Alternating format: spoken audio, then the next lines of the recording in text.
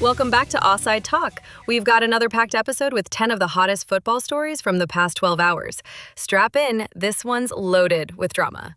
That's right. Let's start with something positive. Jordan Pickford is reportedly close to signing a new 4-year deal with Everton. That's massive for the club. Huge.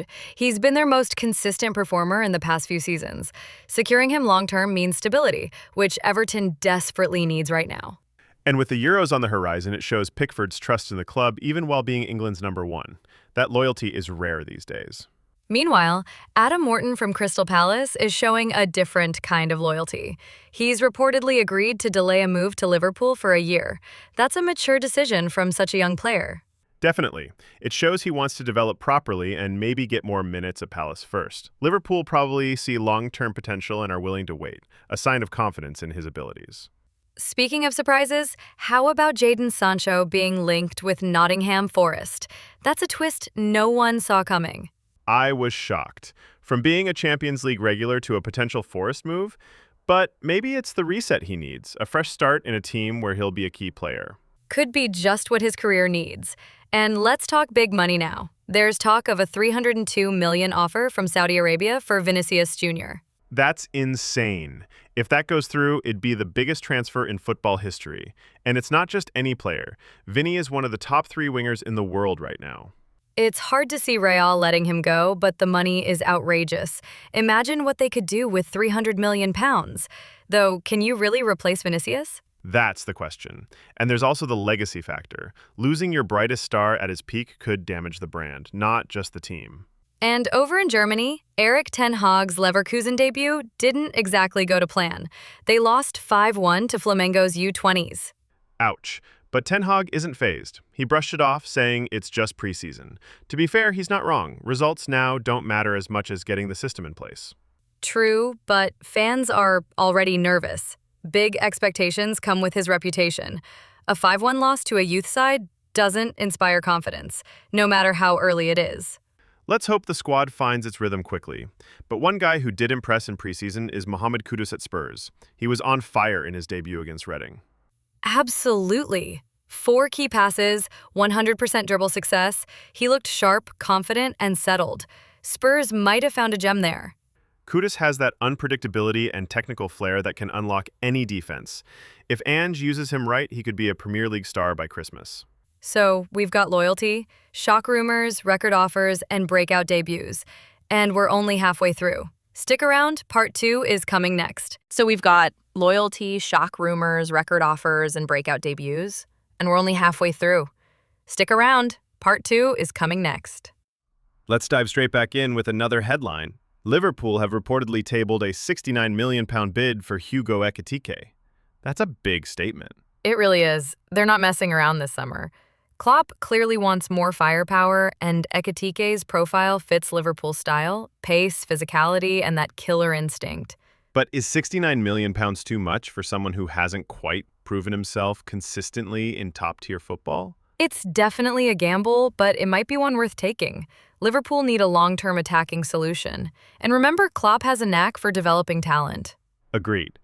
Now let's talk about the Rashford to Barcelona story. It's still in early stages, but reports suggest United are open to a loan move. That one caught me off guard. Rashford is a huge figure at United, but maybe this is a tactical move to give him a reset or clear space for new signings. Also, Barca could really use his pace on the wing. With limited spending power, a loan might be their best option to inject quality without breaking the bank. And it's not the only striker story brewing. Kolo Muani is being watched closely by Manchester United and Newcastle. PSG might be open to letting him go for the right fee. Kolo Muani would be a great fit for both clubs. He's strong, fast, and can link play really well. Plus, he's versatile. He can play centrally or out wide. Newcastle especially could use someone like him to rotate with Isaac and Wilson. They'll need depth for their Champions League return. And United need fresh energy up front. If Rashford goes out on loan, Kolo Muani could be a long-term solution. Finally, a move that's flown under the radar. Nestori Irankunda, the 18-year-old Australian, has signed with Watford on a 5-year deal. That's one for the future. He's got great pace and attacking flair. Watford are smart to lock him down early. They've got a history of developing young talents. The championship can be a great breeding ground for young players. With regular minutes, Irankunda could make a name for himself fast. So to recap, we've covered everything from mega transfers and surprise loans to future stars and contract extensions. Football never sleeps.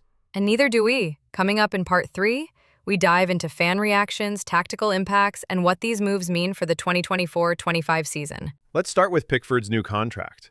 Everton fans are buzzing. It's the kind of move that gives them hope again after seasons of inconsistency. Absolutely. He's their captain on and off the pitch, and to see a player like him stay loyal, especially with his England status, says a lot. The fan base sees this as a signal that the club is serious about rebuilding. It's about keeping the spine intact. Meanwhile, Liverpool fans are cautiously optimistic about Ekitike. Some are calling him the next big thing, while others are nervous about the price tag. It's a classic case of potential versus proven output. But Klopp's history with developing attackers gives Ekitike's signing more credibility. And Sancho's link with Forest? That's a split one. United fans are divided. Some want him gone to restart elsewhere. Others think it's a waste of talent to loan him out domestically. Forest fans, on the other hand, are thrilled.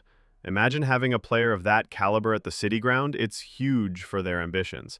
Then there's the Vinícius Jr. saga. Real Madrid fans are in uproar over the idea of losing him, even for £302 million. That kind of money tempts any club, but Madridistas see Vini as the future. He's not just a player, he's a symbol of their post-Ronaldo era. And Bayern fans are keeping a close eye on Rashford. If he joins, they're expecting a reinvention of their front line. His speed and strength could be devastating in the Bundesliga. Barca fans, too, are excited. They haven't had a winger like Rashford since Neymar, someone who can beat a man and explode into space. On the quieter end, Watford fans are curious about Irankunda. He's unknown to many, but those who follow youth football know he's got serious potential. And Newcastle fans want Kolo Muani bad. They've been vocal on social media, calling him the perfect striker to complement Isak. So it's clear, these moves are stirring emotions, debates, and predictions everywhere, which brings us to our next point. Tactical implications. Who benefits most, and how will these players actually fit in? We'll break that down next in the final part of this episode. Starting with Madueke to Arsenal, tactically, he's a winger who thrives in one-on-one situations. He'll offer Arteta a different attacking option, especially in matches where they struggle to break down low blocks. Exactly. And Madueke can switch flanks, cut inside, or hug the touchline. His dribbling and energy will allow Arsenal to rotate more without losing attacking edge. For Liverpool, Ekitike's signing, if completed, could lead to a system shift. Klopp might revert to a more classic 4-4-2 diamond at times, or go with a dual striker setup alongside Darwin Núñez. Or even use Ekitike as a versatile forward who drops deep like Firmino used to.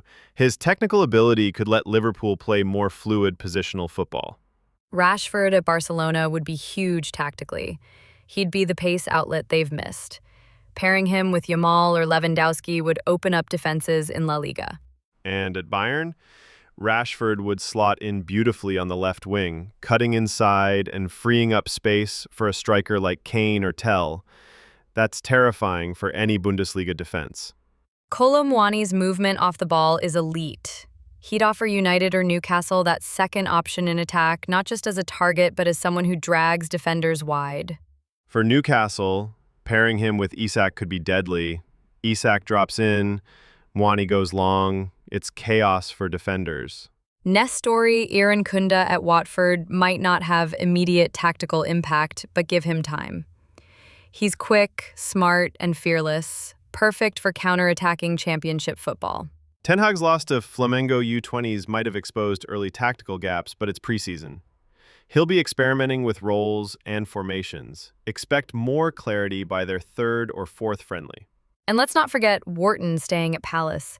Tactically, that means Vieira, or whoever leads them next, gets a ball-playing midfielder to control tempo. Massive for their midfield structure.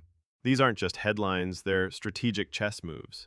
Every signing affects 5 others on and off the pitch. Couldn't agree more. Thanks for joining us today on Offside Talk. Be sure to like, subscribe, and drop a comment. Which transfer do you think will have the biggest tactical impact? We'll be back with more football news, deep dives, and all the drama from the beautiful game. Until next time, stay offside.